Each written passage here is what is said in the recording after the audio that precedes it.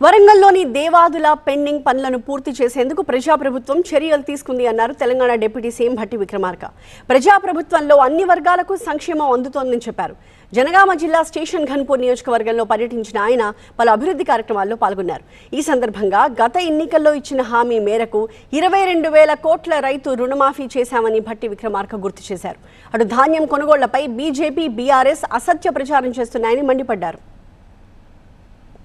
ప్రజల క్షేమం కోసం నిరంతరంగా ప్రణాళికలు తయారు చేయటమే కాదు, అమలు చేసి చూపిస్తామని కూడా చెప్పాం.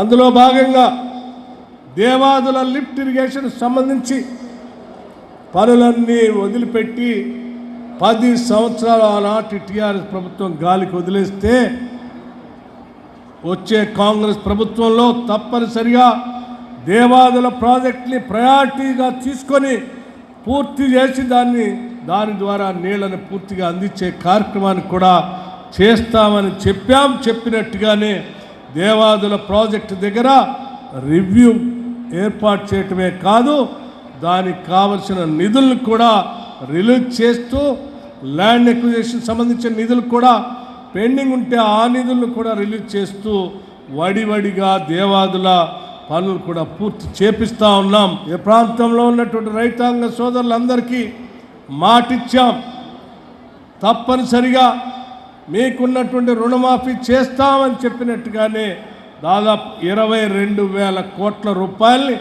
ఒకటేసారి 22,000 కోట్ల రూపాయలు కూడా రైతులకు రుణమాఫీ చేసి చూపించినటువంటి ప్రభుత్వం ఇది. ఇంత పెద్ద ఎత్తున ఇన్ని వేల కోట్ల అవసరాలు ఉన్నప్పటికి కూడా రైతాంగ శ్రేయస్సును దృష్టిలో పెట్టుకొని కొనుగోలు చేసుకుంటూ ముందుకు పోతూ ఉంటే తగుదనమ్మా అని చెప్పి భారతీయ జనతా పార్టీ సంబంధించిన నాయకత్వం, టీఆర్ఎస్ పార్టీ సంబంధించిన నాయకత్వం కళ్ళాల్లోకి వస్తాం, రైతులు కన్నీళ్లు తూడుస్తామని చెప్తాను.